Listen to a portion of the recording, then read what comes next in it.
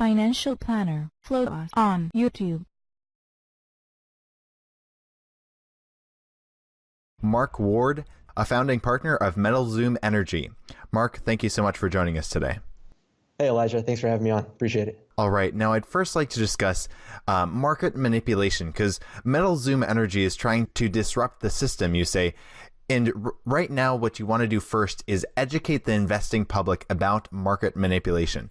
Can you expand on that? Yes, I don't call it manipulation. I call it algorithmic dictates by the CME group. In 2013, during my master's program at the Air Force Institute of Technology, I trained some artificial neural networks to track the NASDAQ 100 futures market, making a prediction every second of the trading day. The one algorithm I went with was over 88% accurate, 4,000 times per day, predicting the next tick in the NASDAQ 100 futures market. And now using my experiences since that time and looking at the silver chart and the gold charts and tracking TF Metals' report and his pattern recognition, the data is there to establish that the CME group operates closed loop algorithms to dictate the exchange rates of energy for debt. How do they go about controlling the prices of precious metals then? Yeah, so the way I see it is it's a closed loop algorithm that was most likely established before I was born.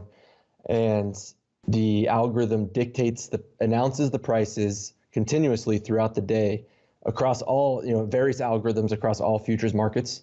And basically humans and brokerage firms react to the changing prices. So it's a closed loop algorithm from my point of view, which means that nobody can come on and overwhelm the pricing mechanism. Simply, they dictate the prices and they dictate the data that comes out with those prices, and then the brokerage firms insulate the CME group and react and settle the accounts outside of the futures exchange pricing mechanism. How is MetalZoom Energy then trying to disrupt the system? Yeah, what we plan to do is use the open source Linux Hyperledger Fabric blockchain and enable open bid auctions of cryptocurrency for metal delivery. As you know, Elijah, the futures exchange simply settles in debt currency and never in metal delivery. We plan to disrupt this by having metal ready for delivery and then enabling consumers and investors to bid for that metal delivery with cryptocurrencies across a transparent yet private blockchain framework. So basically people are being able to, bid on precious metals with cryptocurrencies. So they're basically buying precious metals with cryptocurrencies? Yes, exactly. They will be competing for the delivery of the metal on the open bid auction. And so no one will miss out. Basically, open bid auction enables anyone to find the true value that they value the items at, whether it be silver, gold, lithium, or copper. We will be able to acquire the metal from the miners and then auction the metal for delivery to the consumer and investor. Now, in your opinion, why is it so important for the average investor to learn about how the markets are rigged? Because it's dictating their decisions, it's dictating their desires. It's been dictating my desire from birth of storing my energy in something with scarcity. Before I came to know of silver and gold just a couple of years ago, I didn't think of them more as crayon colors. And this is mainly the social construct around us that values stocks and bonds given their compounding interest. It always valued in debt currency. And we know, Elijah, that the non-federal, no-reserve anti-bank must continue to issue increasing amounts of debt currency to sustain the complex that they're structured in. So is it just the precious metal markets, or are there other markets that are being rigged as well? My opinion, everything is rigged. All the energy markets are rigged, manipulated, algorithmically controlled. And I can prove this with a simple math proof. And I say it goes like this. If you take the limit as time goes to zero, how many debt dollars can acquire energy? Does that equation converge or diverge? And I would say that equation diverges because a debt dollar is only mathematically redeemable for other debt dollars. And when you take the limit as time goes to zero, you remove all assumptions of future behavior. If you remove all assumptions of future behavior, then a debt dollar, which is an IOU, has no reason to exist, and therefore the ability to acquire energy, food, metal, gas, would diverge and would not converge. Therefore, they need to algorithmically dictate to us that it converged on a continuous basis and maintain the psychosis of the population to exchange their time, their energy for a unit of account that is infinite in supply. Is it that basically the debt by itself, or the fiat currency also just by itself, doesn't have intrinsic value? So are you saying that the powers that be basically have to manipulate the markets just to keep them afloat, to make people think that these pieces of paper that we're using, these debt instruments, actually have intrinsic value? Yes, and inherently the debt currency is backed by the psychological desire of the population to exchange their energy for that unit of account. So if we all agree that debt currency is worth something, then it's worth something, which sadly that we agree that what the algorithms dictate to us that it's worth, versus silver or gold, which has scarcity, and our time and our energy and our lives are scarce. So we should exchange our time and our energy for something with scarcity, not something that's infinite in supply. And so if it's infinite in supply, they have to maintain the psychological desire of the population in order to maintain the going concern of the debt currency itself. So how do people break from the system, I guess? What is your opinion on how people can step outside the system and actually, save in something that's real? So my suggestion is I stack silver, and people can stack whatever metal or whatever scarcity they want. I also recommend people look into cryptocurrencies, given their mathematically encoded scarcity and the decentralized nature of the cryptocurrencies themselves.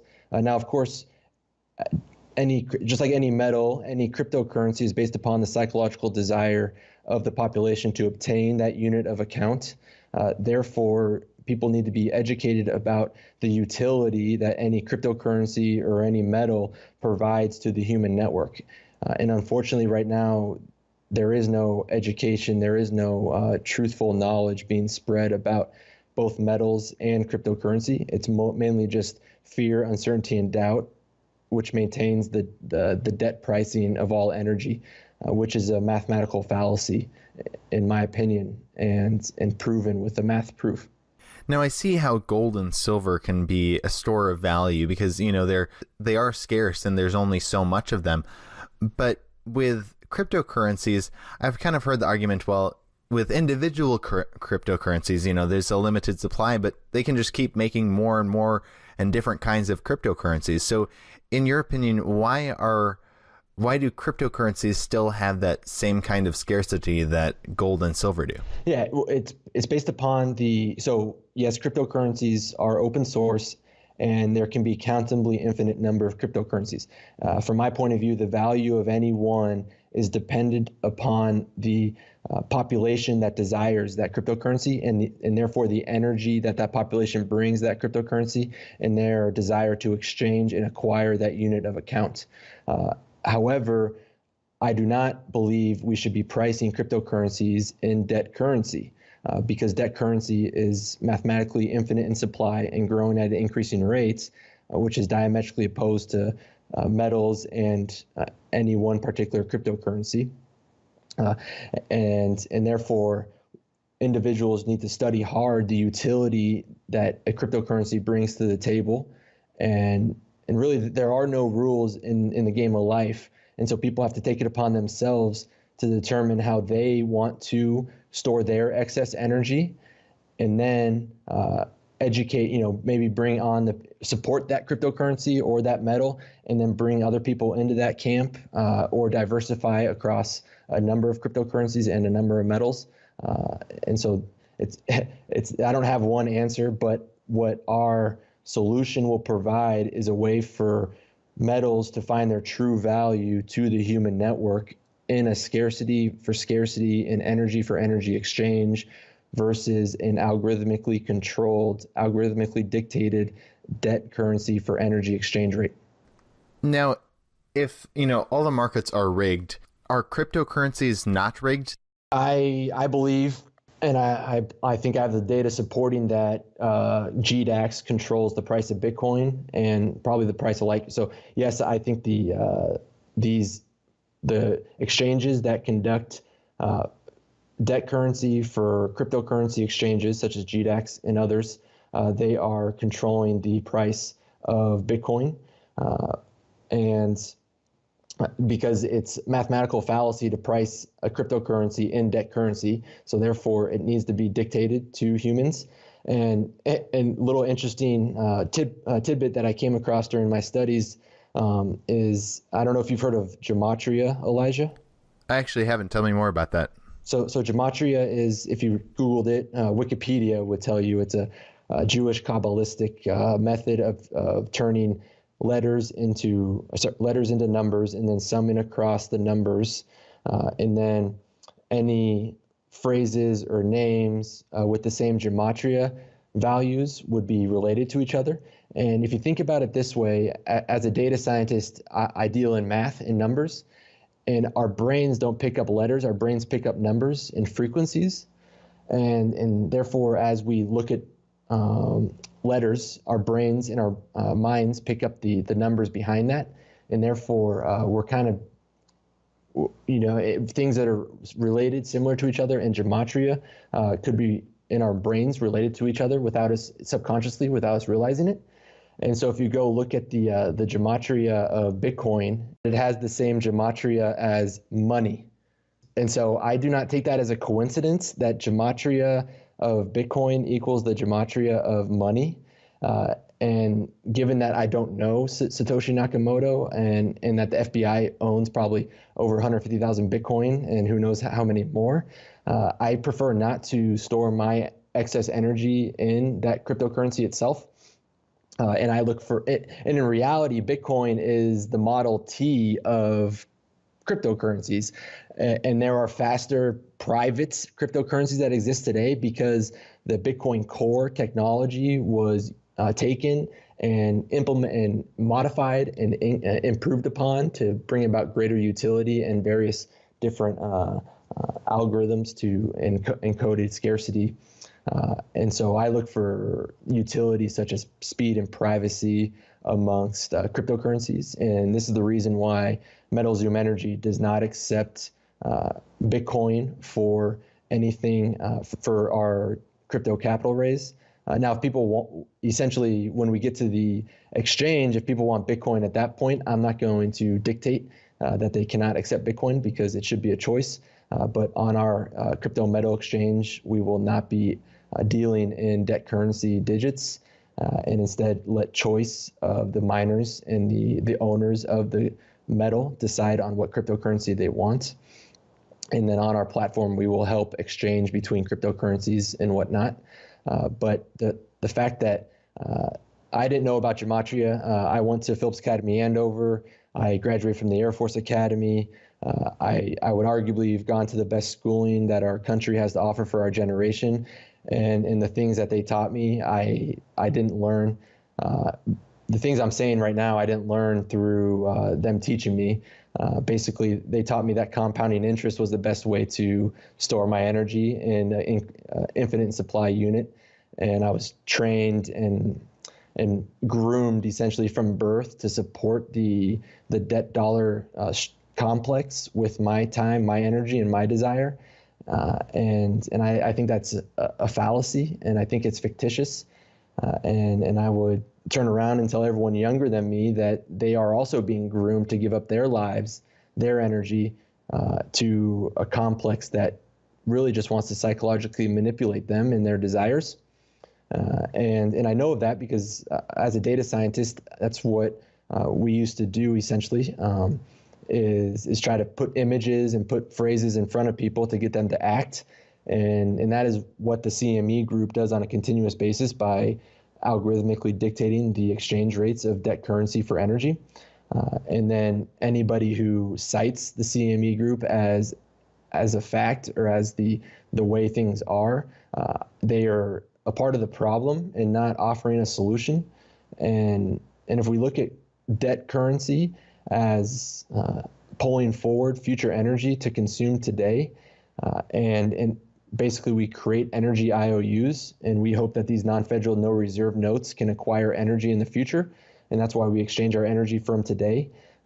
Therefore, there are energy IOUs, and if we create an infinite number of energy IOUs, and then all of a sudden the ability to pull forward more debt or more energy IOUs goes away, then we will be energy bankrupt. And I do not want to psychologically manipulate my children to desire something that is infinite in supply and requires psychological manipulation to maintain its existence. I know a lot of my guests, when I've talked about market rigging, they say that market rigging can't last forever. So what is your opinion on that? Can this market rigging last forever? And if not, when do you see it ending?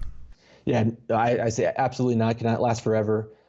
And therefore, they're trying to push us into something else. And that's why I bring up the gematria of Bitcoin as an interesting fact.